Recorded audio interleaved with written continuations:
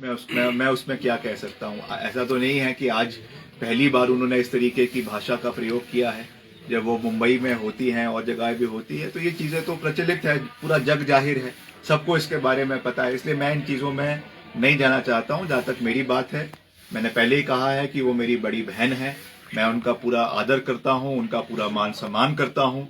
और अगर कोई भी व्यक्ति उनके बारे में निंदनीय टिप्पणी करेगा तो उसका हम विरोध करेंगे, मगर ये जरूर है कि कठिन सवाल उनको पूछे जाएंगे। जैसा मैंने कहा कि आपदा के समय में क्या भूमिका उनकी रही, जब उनको ब्रांड एम्बेसडर हिमाचल सरकार ने बनाने की पेशकश भाजपा की सरकार के समय में करी थी, उस समय उन्होंने क्या टर्म्स एंड कंडीशंस रखी और क्यों वो उस समय सक्सेसफुल नहीं हुआ, इस बात को भी जनता के बीच में रखा जाएगा। तो ये सब चीजें हैं जो लोगों के बीच में जाएगी और अंततः मंडी संसदीय क्षेत्र की जो प्रबुद्ध जनता है, जो युवा है, महिलाएं हैं, हमारे कर्मचारी हैं।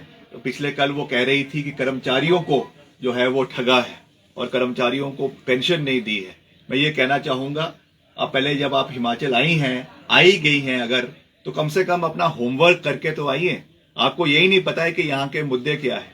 यहाँ पर हिमाचल प्रदेश पहली कैबिनेट मीटिंग में हमने ओल्ड पेंशन स्कीम को हिमाचल प्रदेश के अंदर लागू किया। उसका जो 9,000 करोड़ रुपए बकाया जो केंद्र सरकार के पास लंबित पड़ा है, अगर आप इतनी ही हितैषी कर्मचारियों की है तो कृपया करके अपने केंद्रीय नेतृत्व से बात करें और इसको यहाँ पे लागू करने का निवेदन करें, ताकि जो ये 9,000 करोड़ रुपए हमारे कर्मचारियों का दिल्ली में फंसा हुआ है वो हिमाचल में आए और ओपीएस का जो है पूरा लाभ हमारे कर्मचारियों को मिले। ये मैं उनसे निवेदन करना चाहूंगा। धन्यवाद सर। क्या मुद्दे रहेंगे सर जिसको लेकर आप जनता के बीच जाएंगे? अभी जो मैंने सारे कहा ये मुद्दे ही है जो हमने काम किए हैं, चाहे वो आपके आपदा के समय में हमने पूरी मजबूती से काम किया। महिलाओं को हमने 1,500 रुपए की पेंशन जो है वो शुरू करी और उसके लिए विशेष पैकेज जो है वो 800 करोड़ रुपए का बजट सरकार ने रखा। ये एक और कहते हैं जयराम जी, माननीय जो हमारे पूर्व मुख्यमंत्री है, कि आपने महिलाओं को जो वादा किया है उसको पूरा नहीं किया। पहली बात तो आपने जो 15 लाख रुपए देने की बात कही थी, आज तक वो पैसा नहीं आया। हमने तो बजट का प्रावधान किया है, बजट का प्रावधान करने के बाद फॉर्म भरने शुरू हो गए, जनता को ये पैसा मिलना शुरू हो जाना था, मगर आप जो महिला विरोधी हैं, आप इलेक्शन कमीशन में गए, आपने वहां पे अर्जी दी और इस पैसे को रोकने का हर संभव प्रयास किया। हालांकि इसकी सारी औपचारिकताएं, इसका बजट, इसकी सारी जो प्रक्रियाएं हैं वो चुनाव आचार संहिता लगने से पहले पूरी हो गई थी, मगर क्योंकि आपको डर था इसलिए आपने इसको रोका, ताकि प्रदेश के महिलाओं को जो सम्मान मिलना चाहिए, सम्मान निधि हमारी सरकार की ओर से मिलनी चाहिए थी, वो नहीं मिली है। मगर मुख्यमंत्री जी ने कहा है कि जब आचार संहिता हटेगी उसके बाद हर महिला को ये स्कीम के माध्यम से सहयोग मिलेगा और जो हमारा 2 महीने का बकाया भी जो चुनाव के समय में रुक गया है वो भी महिलाओं को जो है वो आने वाले समय में दिया जाएगा। मंडी क्षेत्र बहुत बड़ा है, तो सर ये प्रचार आज रामपुर से शुरू समझेगा,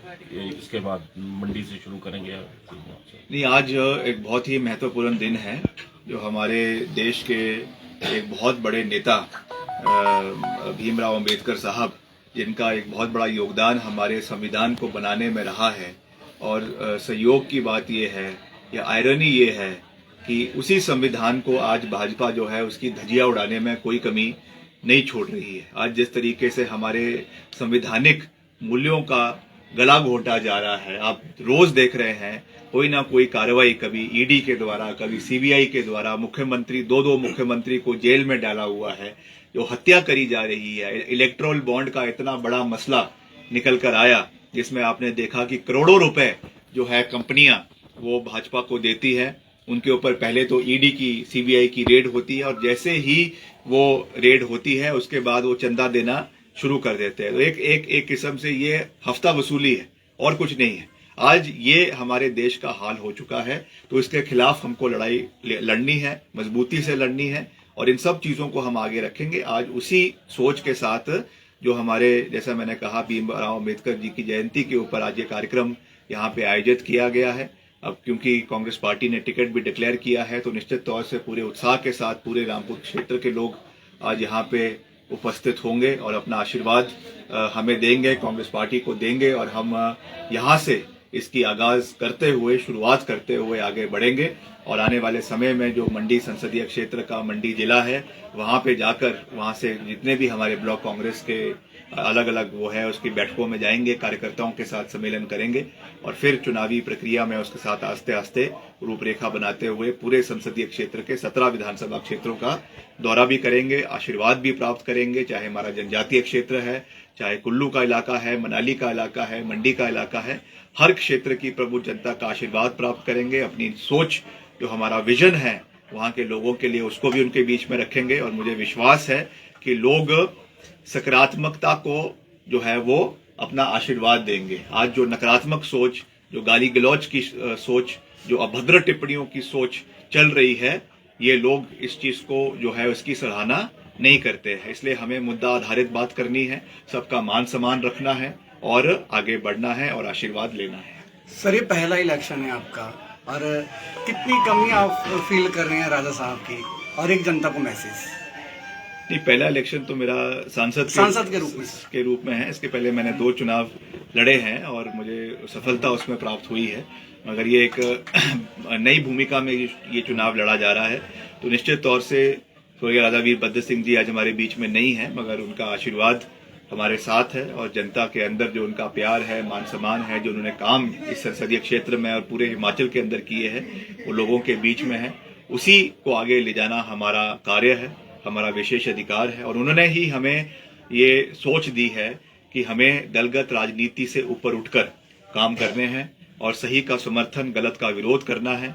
इसी सोच के साथ जैसा मैंने आपको कहा कि हम 3000 करोड़ रुपए के विकास कार्य पिछले 1 साल के अंदर अपने विभाग के माध्यम से, सरकार के माध्यम से प्रदेश के अंदर करने में सफल हुए हैं। तो इसी सोच के साथ हम आगे बढ़ेंगे। हिमाचल और हिमाचलियत के मुद्दे को जैसे मैंने हमेशा प्रदेश स्तर पे उठाया है, वैसे ही आने वाले समय में यहाँ के मसलों को हम पूरी प्राथमिकता से केंद्र में उठाएंगे। इसका मैं पूरा विश्वास दिलाना चाहता हूँ।